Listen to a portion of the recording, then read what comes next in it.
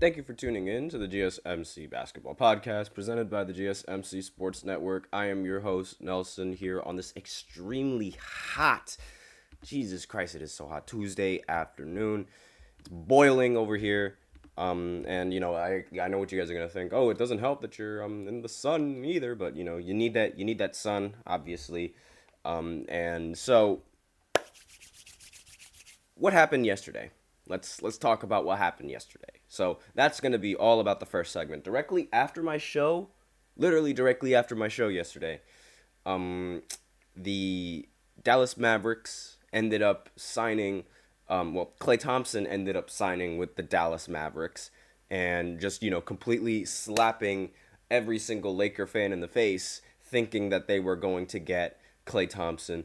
And I said this to somebody that was actually viewing my stream the other day. In the comments, like earlier, they were saying Klay Thompson's gonna go to the Lakers. I'm like, there's no guarantee, especially but I'm gonna talk a little bit more about that in the first segment.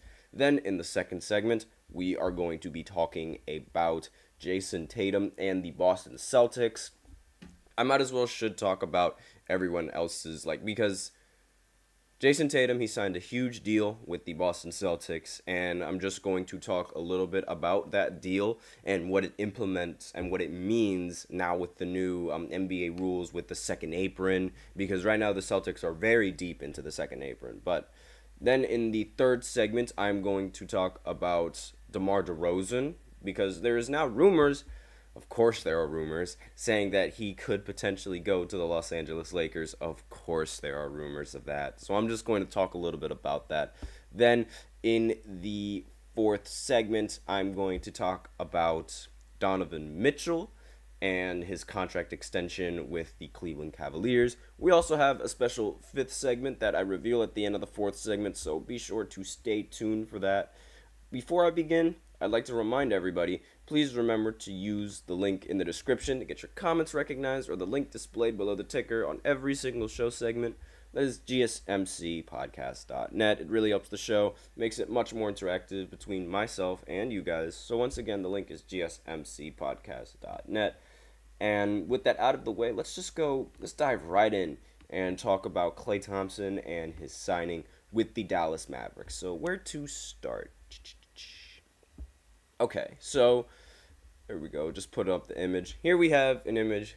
Klay Thompson, Kyrie Irving. They have history of playing with each other. They played on the exact same Olympic roster, and they ended up winning the gold medal when they teamed up together. Now, obviously, this wasn't just Kyrie and Klay Thompson doing everything. There was so many other players on Team USA that provided and did something to achieve this gold medal. But still, they have experience playing with each other. They've played with each other before, and now they're going to play with each other in a full NBA season on the Dallas Mavericks. And honestly, as a LeBron fan, and I know there's a bunch of Laker fans out there, I fully expected this to happen. I fully expected Klay Thompson to not sign with the Lakers and just ruin and crush everyone's hopes and dreams, because this is just what happens in the offseason for the Lakers. This always happens. I'm going to talk I'm going to talk more about that, and I'm going to bring it up again in the third segment when I talk about DeMar DeRozan. But every single offseason, the Lakers, they always think they're going to sign every single big-time free agent. It happens every single time. And every single time, they miss out on every single one of them. It's been going on since LeBron joined the Lakers. I don't know if it's just because, it's LeBron, but it happens all the time. And I was not shocked at all. Everyone else, all the other people that I talked to that were LeBron fans and Laker fans, every single one of them was shocked. But me, I wasn't. I fully saw this happening because it's the Lakers. As much as I like LeBron and as much as I like Anthony Davis, they are very, very stress-inducing to play with. It happens every single time. The second you mess up, all eyes are going to be on you. And no, that's not a Tupac reference. It doesn't matter whether you are playing on the Lakers or whether you are playing on Cleveland or whether you're playing on Portland, if LeBron is on that team, you are going to be scapegoated 9 out of 10 times, assuming LeBron doesn't play bad, which he never does. Let's be real here. The one time that at the top of my head, that I can remember LeBron legitimately playing bad was in 2011. And that was so many years ago. So many years ago. It's so crazy that people still bring up that performance to this day. It baffles me. But aside from that, I mean, Klay Thompson and this deal. I should really talk a little bit more about Klay Thompson. I apologize for that, going on, a little LeBron rant. Oops, my bad. So, Klay Thompson, he signs a contract that is worth $50 million for 3 years. And let's see, just reading the... Apparently, this is also supposed to be a sign and trade, which includes, they're still working out the deals. The Warriors haven't agreed on any Klay Thompson sign and trade to Dallas at this point, but it could still happen. And I believe that one of the players that was implemented in the sign and trade was also Josh Green. They're planning to send Josh Green to Charlotte as part of that deal, but the big fish in the sea, the big deal in this was Klay Thompson and acquiring Klay Thompson by the Dallas Mavericks. This is the second time in recent NBA history that the Dallas Mavericks ended up taking a big-time free agent from the Lakers. Ironically, if you guys remember from last year, or not, 2 years ago, pardon me, Kyrie Irving was expected to be a free agent, and the Lakers were expected to get Kyrie Irving, but then out of nowhere, the Dallas Mavericks got him in a trade, I believe, and then they ended up signing him again, and now he is on Dallas, and something in my eye, Jesus, but I wasn't expecting that the Dallas Mavericks were going to be this good with Kyrie Irving. I genuinely didn't. I mean, I know Luka Doncic is a baller. He's just the second coming of LeBron, minus the defense. But he plays phenomenally well. And Kyrie Irving, while he didn't play well in the finals, he still could perform well. Maybe if they go to the finals again, maybe he won't have that same kind of performance. One thing that I will say, however, is that it seems that every single postseason that Kyrie has been a part of without LeBron James has ended in failure. And I obviously...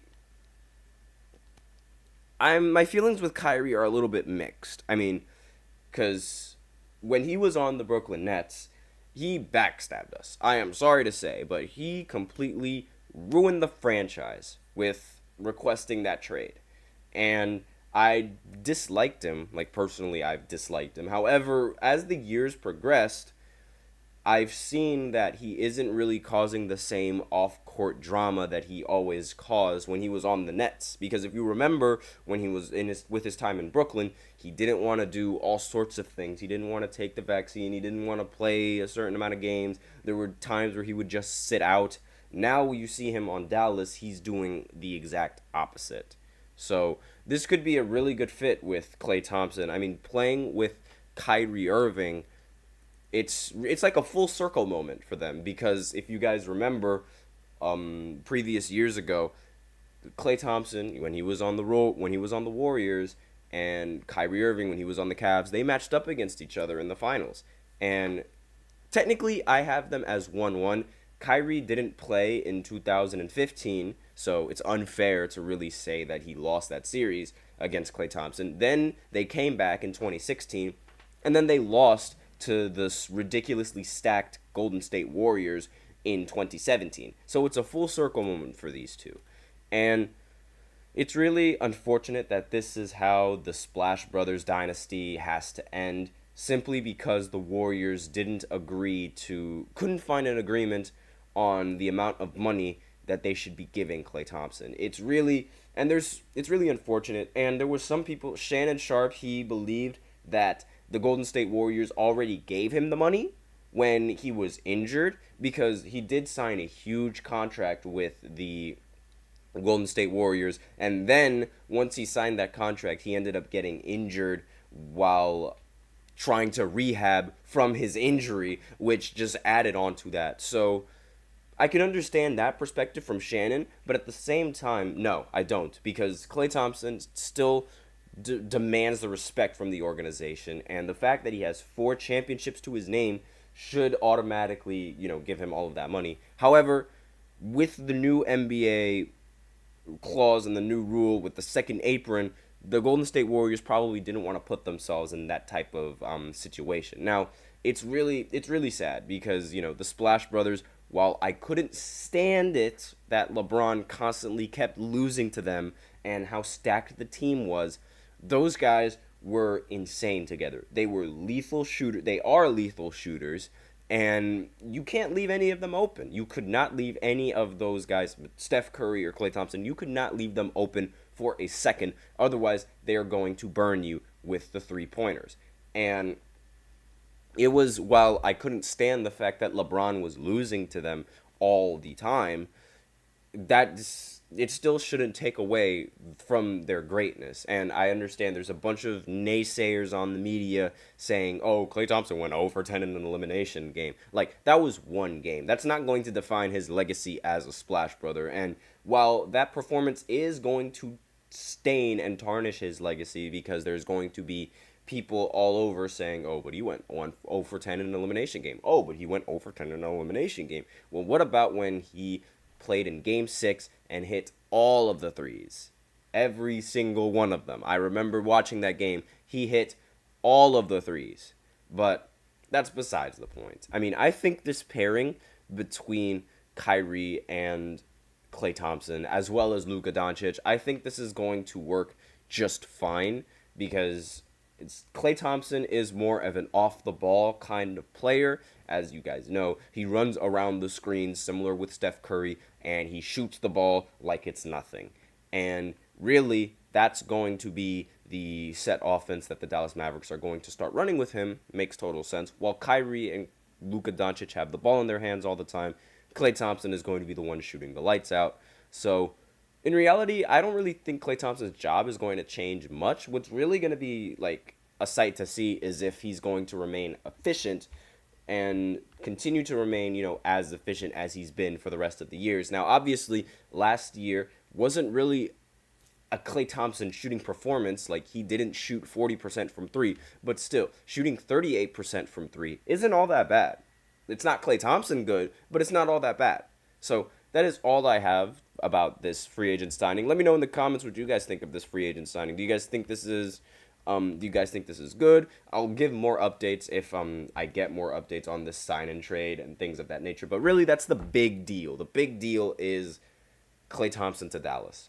So with that out of the way, I'm going to talk about the Boston Celtics and their big contract deal with Jayson Tatum, as well as how much money the Celtics are spending on the entire roster, because it's a lot. So I'll be right back after this short break. Be sure to stay tuned. I feel like I'm losing my mind. Is everybody in the world blind? Please, Lord, give me a sign, a sign.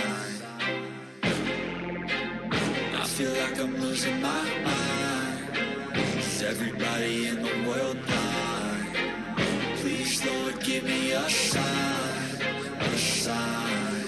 I wanna be the greatest. Everybody on the fake shit. I look around and feel like everybody is the fakest. I make this every day and I'm impatient, hoping one day I blow up from the basement. Statement, the top is so vacant. I don't hear shit that I think is amazing. Waiting for my day when I'm playing sold out shows for 1,000 faces. Hey, give me that crown. Get in my way and to be put down. It ain't your place, all this my town. If I want that shit, then I'll get it right now.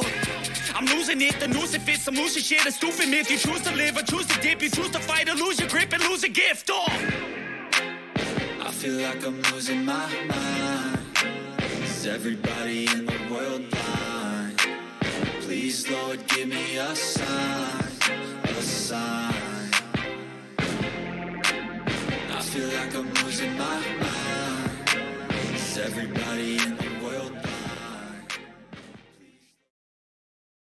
And we are back with the second segment of the GSMC Basketball Podcast, presented by the GSMC Sports Network. And In this second segment, we are going to be going over some more of the NBA and the free agency, as well as contract signings, and we're going to talk about the big one, the really big one. I really gotta say, Jayson Tatum and his new deal with the Boston Celtics. But before I begin, I'd like to remind everybody to please remember to use the link in the description to get your comments recognized, or the link displayed below the ticker on every show segment. That is GSMCpodcast.net. It really helps the show, makes it much more interactive between myself and you guys. Once again, the link is GSMCpodcast.net. And with that out of the way, and hopefully the sun will get out of the way very soon, we can go right ahead and talk about Jayson Tatum and his ridiculous contract that he just signed with the Boston Celtics. And given how, if you guys remember from last year, Jaylen Brown, he signed the biggest contract in basketball history, totaling to 5 years, $304 million. Well, Jayson Tatum is making $10 million more than Jaylen Brown now. He signed a 5-year, $314 million contract. For not winning the Finals MVP or the Eastern Conference Finals MVP, this man is getting paid the big bucks. That is huge. That is a lot of money. And let's see. So let's go ahead and break down every single starting five, like the Celtics starting five and their contracts. So we have Jayson Tatum, the 5-year, $314 million that I mentioned. Jaylen Brown's 5-year, $304 million that I mentioned. And Jrue Holiday, he's getting paid $135 million for 4 years, right? And Derek White, he recently signed a 4-year, $126 million contract with the Celtics. And Kristaps, the big man, signed a 2-year, $60 million contract with the Boston Celtics. Now, obviously, that is a huge steal, getting Kristaps for so little money compared to every other player. And the fact that they have him under contract for 2 more years is astonishing. Like, that is just incredibly lucky for the Boston Celtics. And I'm sure you guys saw the play on words that I did there. Lucky, the elf, or I don't know, what is it? Is it a leprechaun? My bad. I'm sorry if I called it an elf. You Celtics fans, do not get mad at me, please. The leprechaun that's on the Celtics logo, his name is Lucky, and honestly, yes, they are lucky that they have Kristaps Porzingis for so cheap. And this starting five is worth to $939 million. So they're very, very close to being worth almost $1 billion.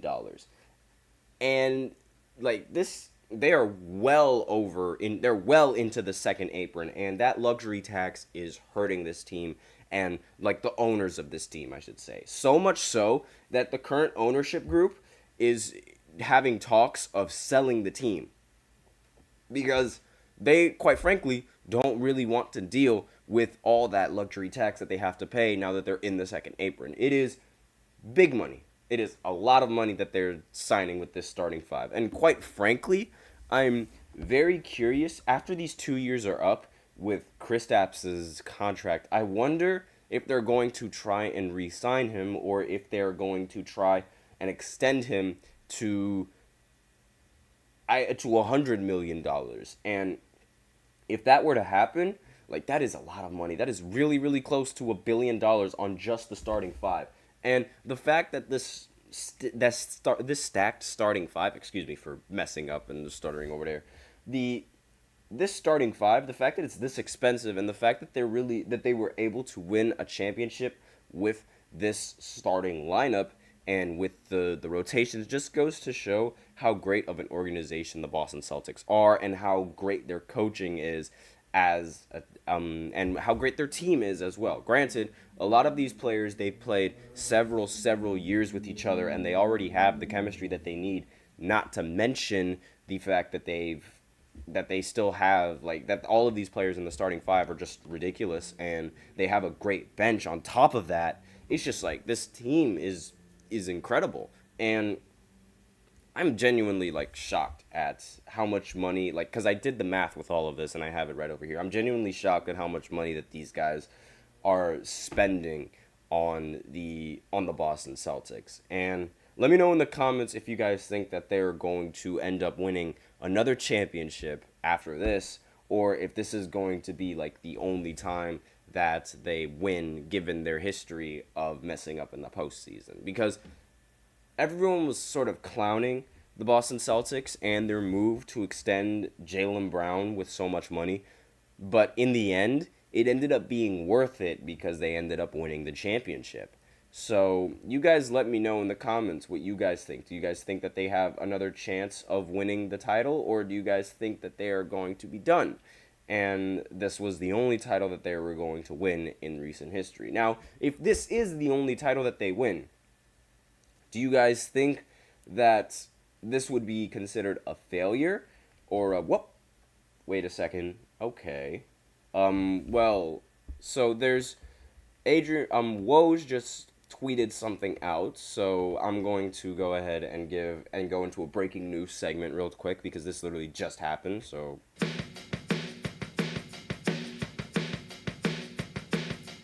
So James Wiseman has agreed to a 2-year contract with the Indiana Pacers, sources tell ESPN. So this is just, I mean, for the Pacers, it seems a little bit odd. I mean, I know that this is the Warriors. This is the Warriors' downfall. I used to pray for times like this. Like, this was just amazing. Like, the Warriors' downfall, it finally happens. Shout out to Meek Mill, by the way.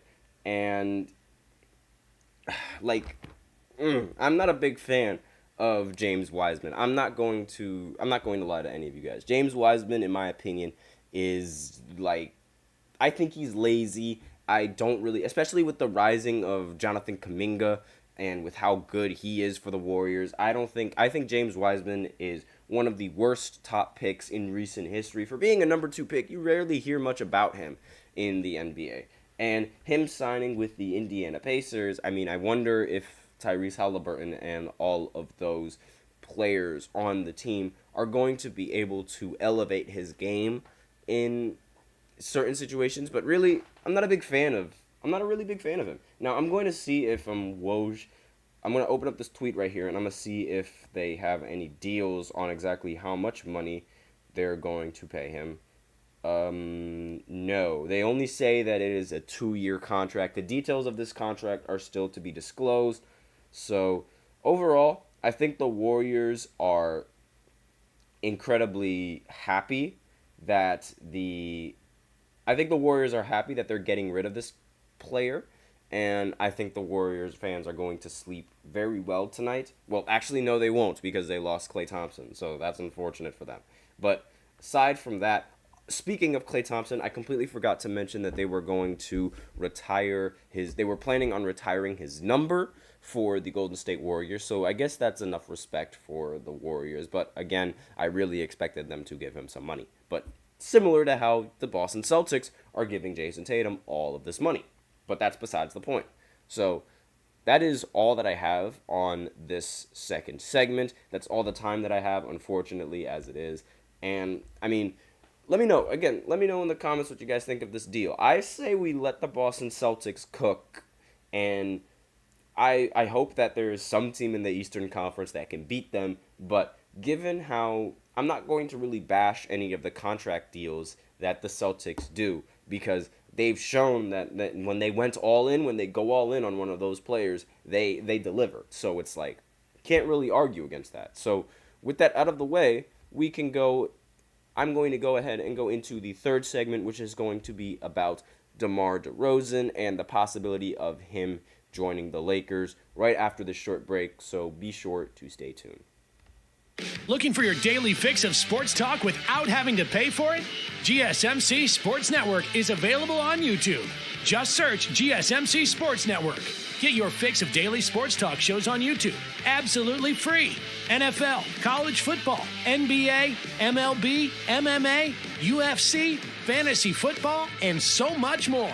GSMC Sports Network has shows running all day long, with new sports shows starting every 2 hours. Just like on your favorite cable sports channel, except GSMC Sports Network is absolutely free. Just search GSMC Sports Network on YouTube to catch one of your new favorite shows, like the GSMC College Football Podcast, Chip Shot Football Podcast, Hoops and Heels Women's Sports Podcast, GSMC Basketball Podcast, and so many more.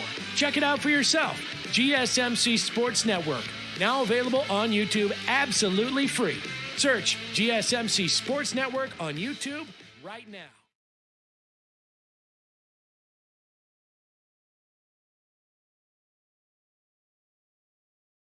And we are back with the third segment of the GSMC Basketball Podcast, presented by the GSMC Sports Network. And in this third segment, I'm just going to be talking about, the rumors of DeMar DeRozan possibly joining the Los Angeles Lakers and what that could entail, what the lineup is, what I think is going to happen, and how I think that playstyle and his playstyle is going to translate with the Los Angeles Lakers.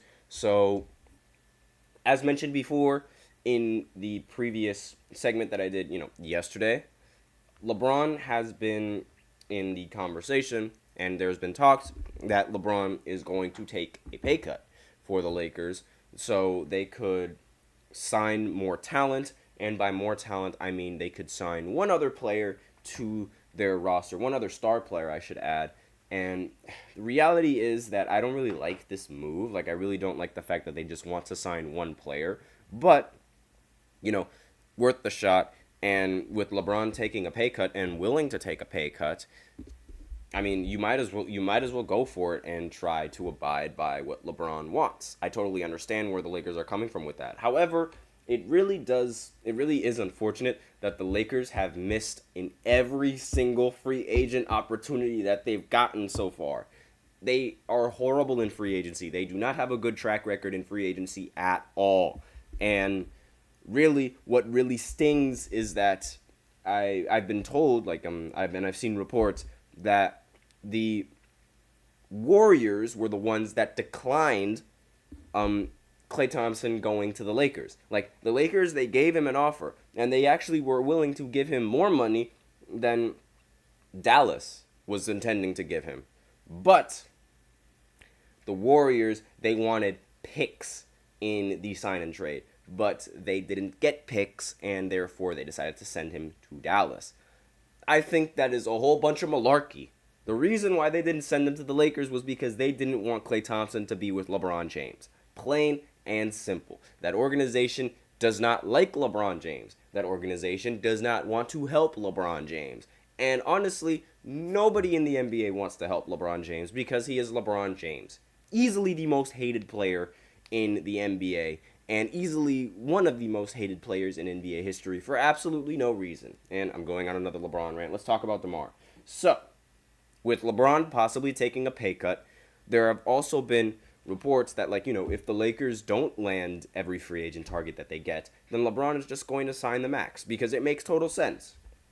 But here is a report coming in from Bleacher Report, ironically enough. And hold on just one second, because I'm trying to pull up the article right now as we speak. So, as free agency, as we know, it's been rather quiet for the Lakers. James has indicated a willingness to take less than the max if it helps the team add a significant player. DeMar DeRozan reportedly meets that criteria, per Athletic's Jovan Buha. It's possible DeMar is the less one left. Two, as Buha noted, James' original list included Klay Thompson, James Harden, and Jonas Valanciunas, all of whom have agreed to deals elsewhere. Literally every single one of them has agreed to a deal elsewhere. Now, James Harden, I don't really like James. I wouldn't have liked James Harden on the Lakers, and quite frankly, I don't think he would have brought anything positive to them, especially in the postseason where he declines every single time. Every single year, Klay Thompson declines in the James Harden declines in the postseason, and quite frankly, I think that would have hurt the Lakers way more than any other free agent signing that they could have had. Yay, the sun's gone for now. Now, they also missed on Klay Thompson, which was a very big miss. And Jonas Valanciunas, I didn't see. This is like the first time that I've heard that the Lakers are actually interested in that guy. But now, since he signed the deal with the Washington Wizards, unfortunate. Now, DeMar would be a good get according to Bleacher Report, especially since he is from Los Angeles and since he's gettable for a non-taxpayer mid-level exception. He wouldn't fill this club's biggest needs, though, or provide the kind of on-court boost that would transform this play-in team into a title contender. And honestly, I agree with this Bleacher Report take 100%. For years, James has lamented the Lakers' lack of three-point lasers, and honestly, DeMar DeRozan is not a three-point shooter. Like, he's really not a good three-point shooter. And he leans in, according to the article, and, according to me, honestly, he leans inside the arc as much as any modern wing scorer, and that's partly because his mid-range game is it's fantastic. Like, he has a great mid-range. It declines in the postseason, however. And it's also because the 34-year-old never developed an outside shot. He only took 0.9 threes on average last season, and it was actually the second most of his entire career with the three-point attempts. He shot a forgettable 33%, but I mean, again, 0.9 threes, like literally just barely attempting 1 3 a game, that's not going to help the Lakers at all. So while the Lakers could theoretically use his scoring, he is a phenomenal scorer, and while he isn't the best three-point shooter, he is a very good shooter, period, because, mid-range shooting still counts as shooting. He's a very consistent shooter from the mid-range especially, but it's like, I don't agree with that kind of shot.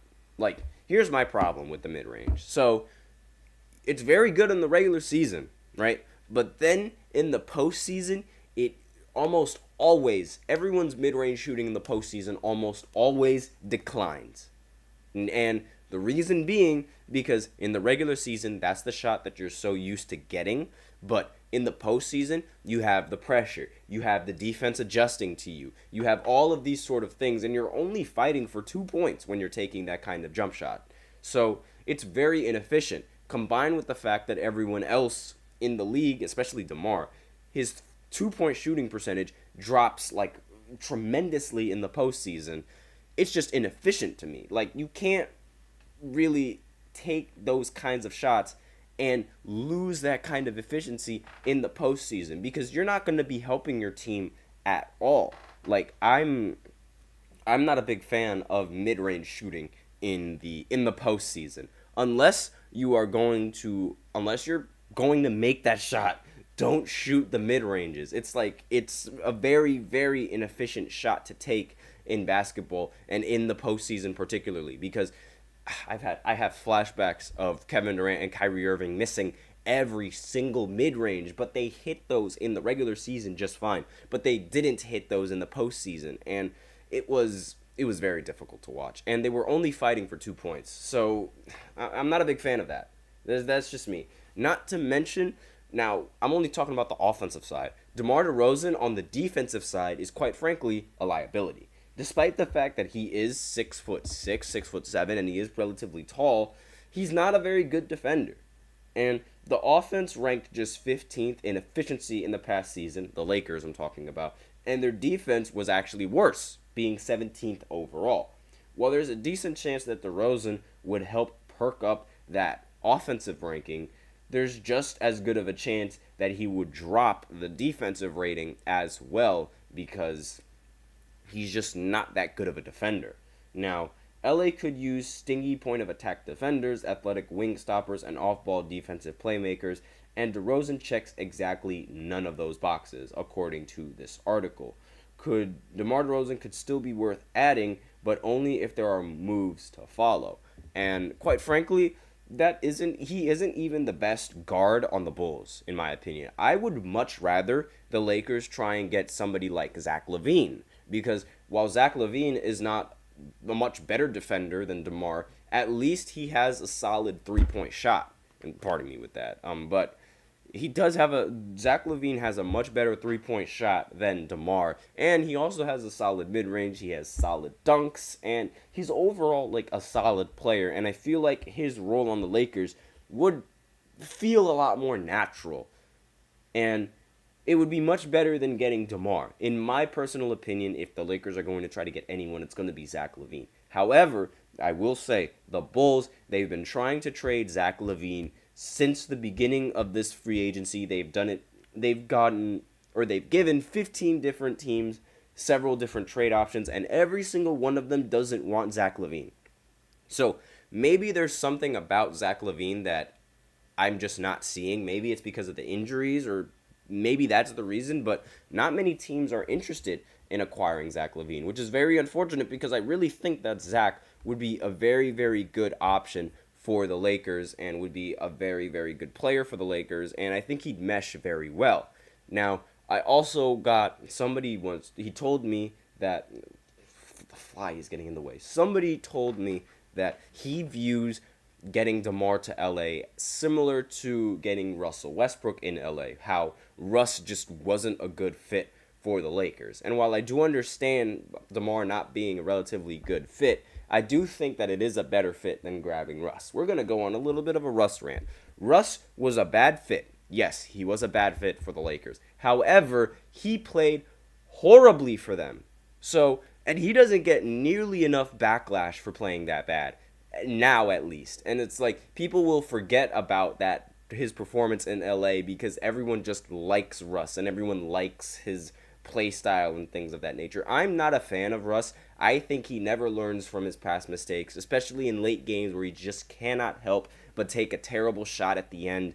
And his efficiency is bad. His turnovers are bad. And just because he can rebound the ball better than any guard doesn't make him the best guard to ever grace the floor like everyone seems to make him out to be. I'm sorry to say it, but I'm just not a big Russ fan. I really don't like him. I'm sorry. Let me rephrase that. I like him as a person, right? He is a great person, but his play style and, how he plays, things like that, I'm not a big fan of it. And I think it ends up hurting the team more than it does actually helping the team, because you have no idea what kind of performance from Russ you're going to get. You might get a very good triple-double from him, but you also might get 11 turnovers from him in that very same game. You might get an awful shooting performance from him tonight, but he might get a triple-double. So it's like there's a good and then there's bad. And in my opinion, there's just way more bad that he could bring than good, especially now. I mean, when he was on Los Angeles, he was missing layups. Like, get out of here with the fact that Russ is all right, Russ is good. No. Russ is only good when he has the ball in his hands 24/7. Literally, his MVP season was when he had the highest usage rate ever recorded by any player imaginable. And no, not a big fan of him whatsoever. But that's all I got to say. I'm going to talk a little bit more about that in the fifth segment. So, just stay tuned for that if you want to hear a little bit more of Russell Westbrook. That is a little bit of a spoiler. That is going to be, the fifth segment is going to be something about Russell Westbrook. But thank God the sun is gone. So in the fourth segment, since this is basically the end of the third segment, I'm going to talk about some more Cavs drama. Well, not really Cavs drama, I guess you could say, but Donovan Mitchell has agreed to a contract with the Cleveland Cavaliers. So I'm just going to talk a little bit about that right after this short break. So be sure to stay tuned.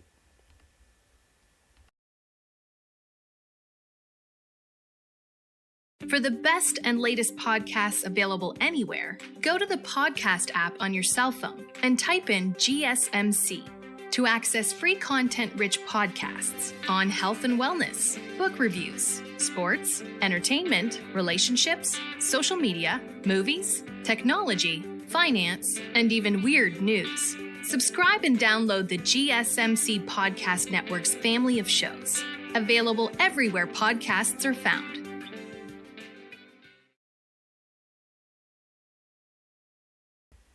And we are back with the fourth segment of the GSMC Basketball Podcast, presented by the GSMC Sports Network. And in this fourth segment, I will be talking about Donovan Mitchell and his most recent contract extension with the Cleveland Cavaliers. So I'm just going to bring up the article real quick and talk about, the details of this and what this could mean for the Cleveland Cavaliers. So he recently signed a $150.3 million contract that includes a player option for the 2027-2028 NBA season. According to Woj, the agreement was confirmed by Mitchell, who posted the famous "I'm not effing leaving" clip on the Wolf of Wall Street on X, or on Twitter. But yes, the structure of the deal is notable because Mitchell was eligible to sign for up to 4 years and $207.8 million, but taking a 3-year extension with the player option will allow him to potentially hit the market when he is 30 years old. So, not a bad deal for Donovan Mitchell, and some extra details on the extension. His current contract for 2024 and 2025 has him making $34 million, right? Over $34 million. And he had a $37.1 million player option that is now replaced with year one of his new extension. So in 2025, 2026, he's going to be making $46 million. Then in 2026, 2027, he's going to be making $50 million. And then in 2027, 2028, with his player option, he could make $53 million, which totals up to $150.3 million. Now, obviously, I'm rounding up those numbers because those aren't the exact numbers. Like, it's not exactly $46 million, it's not exactly $50 million, and it's not exactly $53 million, right? But it's more or less that's the deal. So why 3 years and not 4? Well, Donovan Mitchell will have 10 years of service in the 2027-2028 season, and a player with 10 years of service can sign or extend for 35% of the salary cap, and the projected max in 2027-2028 is $65.5 million a year. So he will be eligible to sign a 4-year extension in July 2026. So that is basically the idea of this deal, and just, the details surrounding this. He was previously under contract, as I mentioned earlier, with the player option, but now that he's extended, I'm just reading the article, he's just making more money. And I genuinely feel like, this was a smart move from him. This was his agent, Hall of Fame agent, without a doubt. And Cleveland had a lot of optimism that Mitchell would re-sign on a 4-year deal following the firing of J.B. Bickerstaff and the hiring of Kenny Atkinson.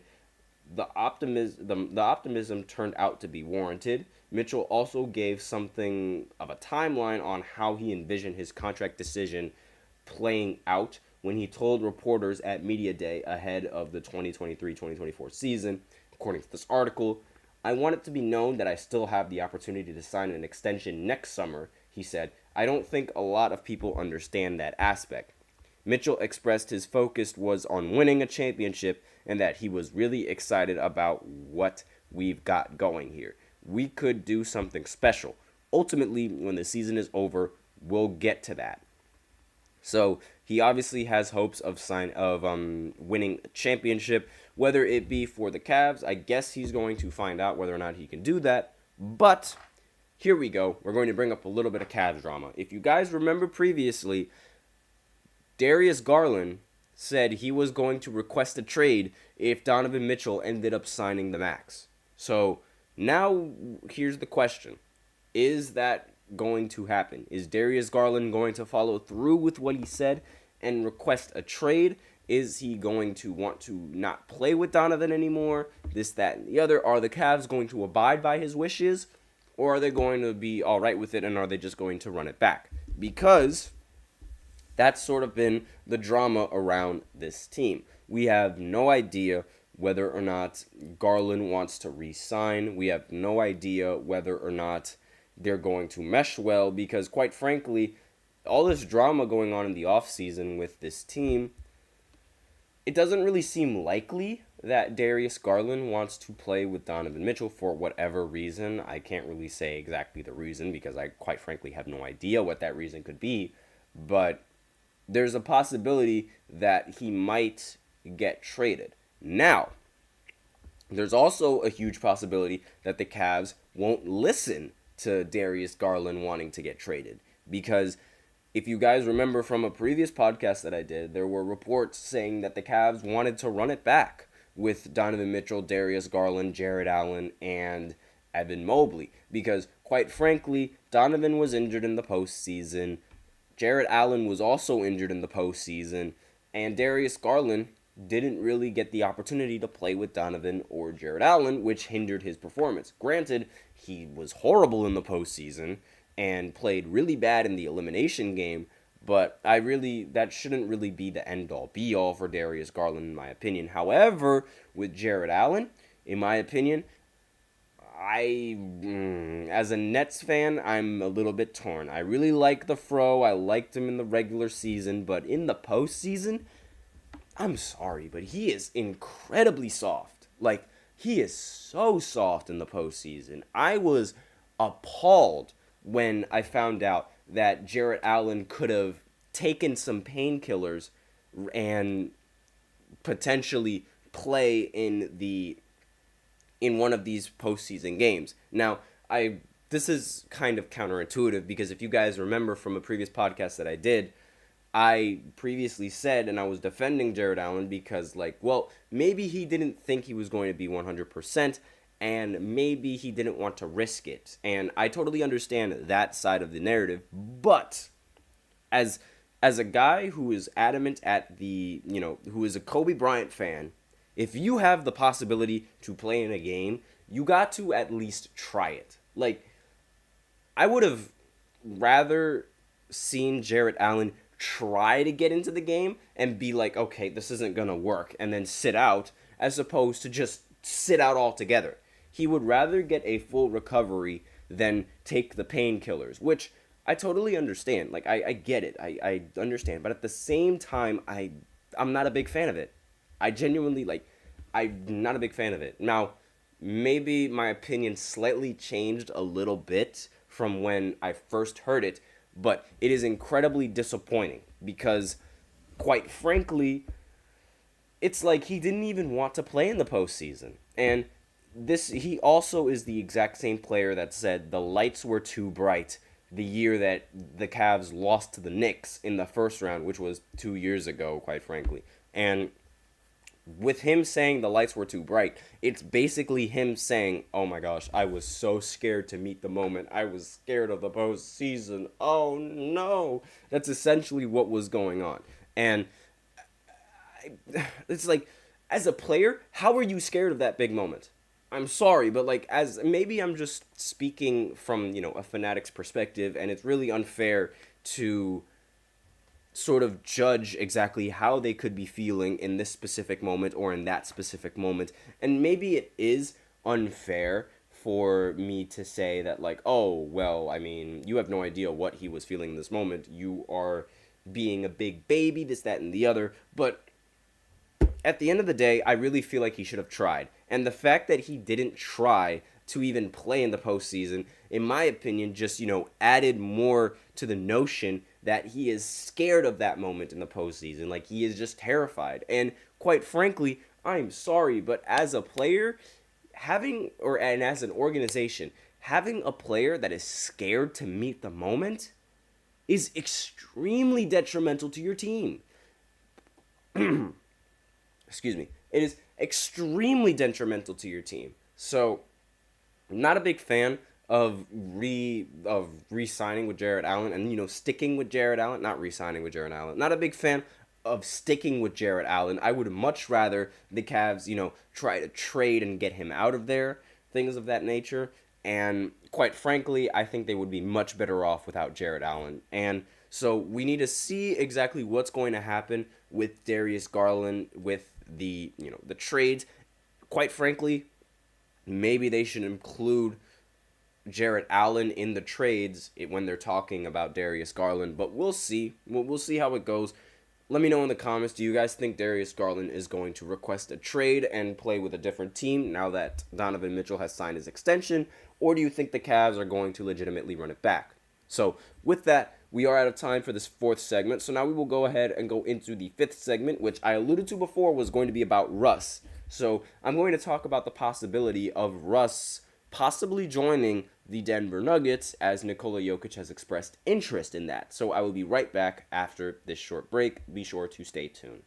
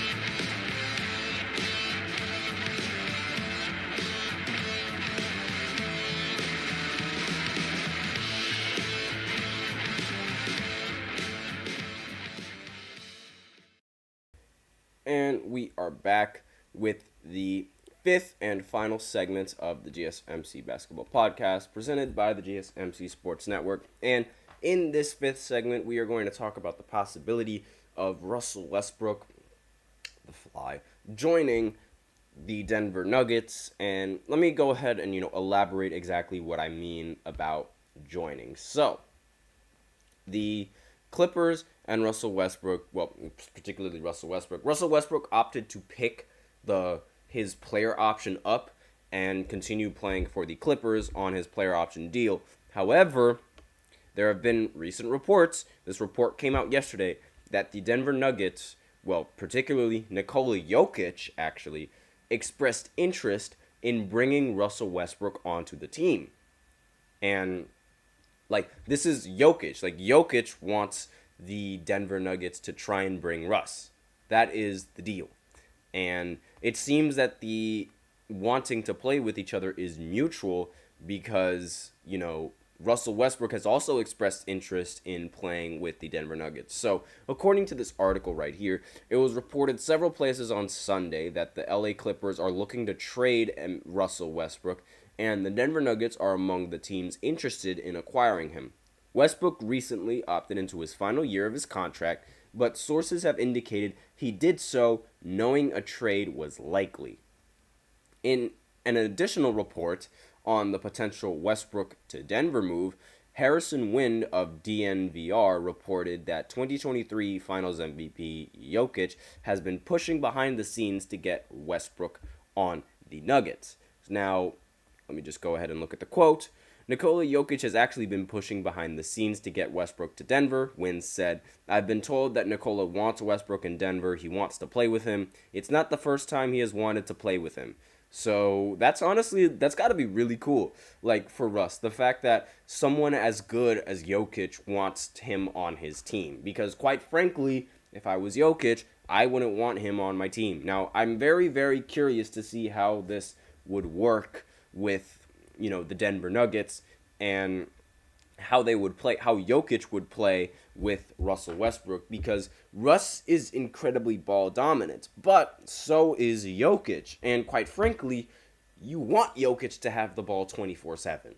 So I don't know where that leaves room for Russ, but at the same time, Jamal Murray, he's also pretty dominant with the ball, and they seem to be working out just fine. So I don't know. We'll see how it goes. And quite frankly, I think that Russ's shooting is going to really hinder this team because Jokic is going to get double teamed a lot. If he's put in the same rotation as Russell Westbrook, he is going to get double teamed a lot because Russell Westbrook, quite frankly, can't shoot. Now, granted, Jokic, with Aaron Gordon has been getting double teamed, or, Jokic gets double teamed while Aaron Gordon is on the floor, and he still figures out how to get Aaron Gordon involved. So maybe this is sort of like, something just dropped, I apologize, but maybe this is something that Jokic already has planned out, and he's already going to make the adjustments, make all the offensive things that he needs to do on the offense and get Westbrook involved. It's going to be very interesting to see how this team works. But quite frankly, like I said before, I'm not a big fan of Russell Westbrook. Despite the fact that he's most likely going to come off the bench, I am not a big fan of him. This is going to be the 6th and the 7th team that Russ is going to be a part of in the last few years. And it's like he hops from team to team to team. And this is going to be another team that he's going to be a part of, but we'll see if it's really going to be for 1 year or if it's going to be for the 10 year of his career. Sources have confirmed that Jokic wants Westbrook in Denver, and he is not the only Nuggets veteran who has been pushing for a deal to get done. The Clippers are currently exploring all possible trades involving Westbrook, but even if he is not traded directly to the Nuggets, a team acquiring him could reach a buyout agreement that allows him to become a free agent and sign in Denver. So those are the possibilities of Russell Westbrook and the season. Several signs point to the 2023 champions being Westbrook's next team, and according to this article, they believe the fit makes a lot of sense for a lot of reasons, and I don't really see how this fit is going to be good for the team. I'm sorry to say, but I genuinely don't see how this fit is going to be good for the Denver Nuggets. Now, obviously, the Denver Nuggets, they do not have Caldwell Pope anymore, and the shooting is going to be, it's obviously, Caldwell Pope and his shooting was incredibly valuable, especially like with Jokic and all the playmakers that they have on the team, being able to pass the ball like that. But quite frankly, I really don't know how this deal is going to work. I'm not a big fan of Russ, as I've said several times. And I think his play style and his inefficient nature and, just the fact that he turns the ball over so many times, I think it's just going to eventually hurt this team. Now, let's see. I'm looking at another report saying, nobody knows this better than superstar center Jokic, who is campaigning for Russell Westbrook trade behind the scenes via Harrison Wind, as I said before. And as I said before, as the article is saying, Westbrook opted into his $4 million player option with the Clippers, but the club is still looking to move him via Shams. So this is just, another report coming in from Shams, and the Clippers are actively working on trades to move on from Russell Westbrook, sources say, according to him. Now, this is actually interesting. Westbrook would greatly improve the Nuggets' second unit. Now, this is sort of like what the thought process is for acquiring Russ, because since he's coming off the bench, there is belief that he is going to improve the second unit coming off the bench. After losing both Bruce Brown and KCP in the last couple of years, it's time for Denver to add another significant bench piece. Christian Braun, Reggie Jackson, and Justin Holiday aren't enough to keep up with the West's upper echelon, as the trio averaged just 11.5 points per game combined last season. Meanwhile, Westbrook alone averaged 11 points on 45% shooting with 5 rebounds and 4.5 assists across 22 minutes per game last season. The 35-year-old still has enough gas in the tank to be a reliable six-man. This is, according to the article. Now, in my personal opinion, again, Russ does a lot more harm than good to your team. And in the fourth quarter of games, if he is not on the bench, you are losing. I'm sorry to say it, but if he's not on the bench in the fourth quarter, then there's a huge chance that your team loses, because Russ turns the ball over like a machine in the fourth quarter. It never fails. And on top of that, he always takes a horrible shot in the fourth quarter, and you're lucky if it goes in. I'm sorry, I'm really not a big fan of Russell Westbrook. Furthermore, the Nuggets have the assets to pull off a potential deal. The organization has first-round picks in 2026, 2028, 2030, 2031, as well as second-rounders in 2025, 2026, 2029, 2030, and 2031. Giving up at least one first-rounder and a bench player should be enough value to get Russell Westbrook, according to this article. As for the 9-time All-Stars on-court fit, expect him to be Jamal Murray's backup if he does land in the city. Westbrook's rim attacking style off the bench would provide a balance with Murray and Jokic's two-man game, especially considering his intensity and high motor. That's always the praise, like with Russ. He always brings the intensity, he always has a high motor, he always plays at 100%, but no one brings up the fact that he can't shoot. I don't understand, and my phone's ringing for some reason, but no one brings up the fact that he just can't shoot.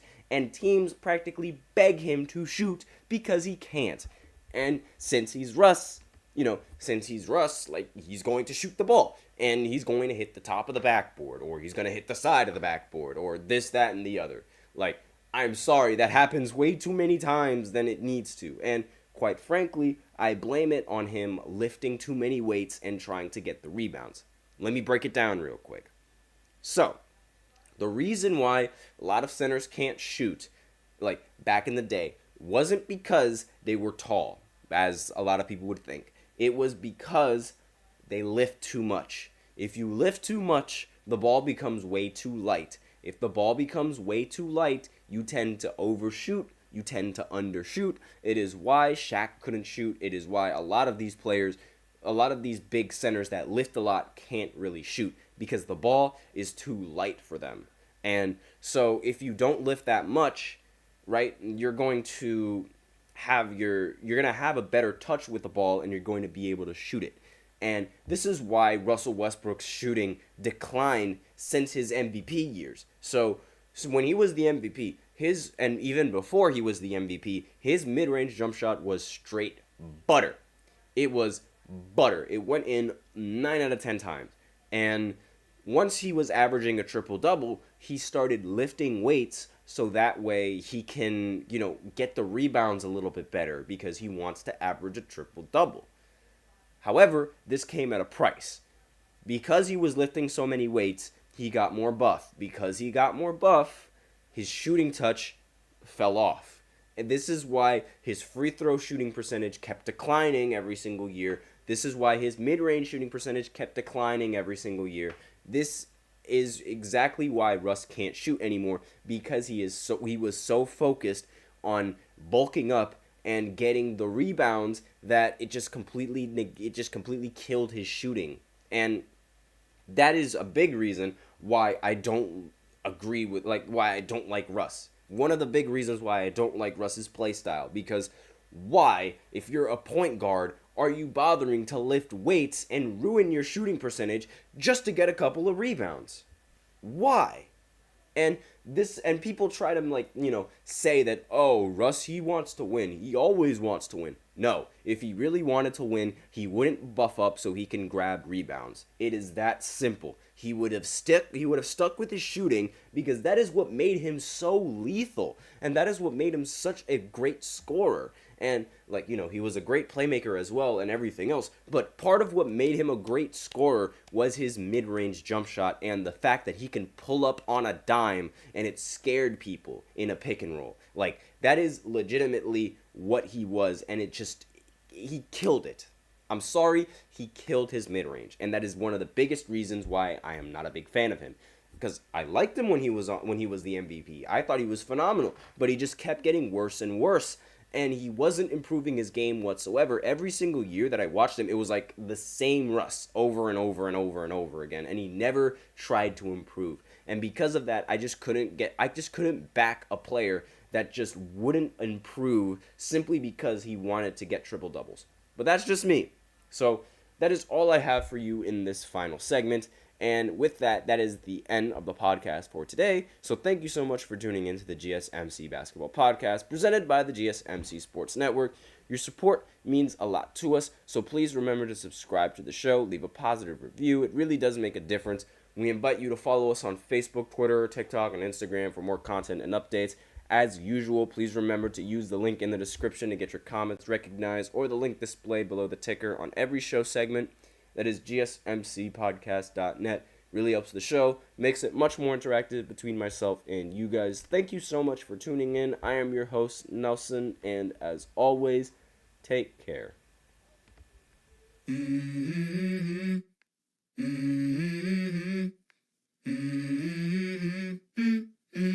Let's go. I wake up to a little bit of drool on my pillow, feel like it's gonna be a bad day. Yeah, I'm tired of shit, and the coffee ain't hit yet, damn ain't that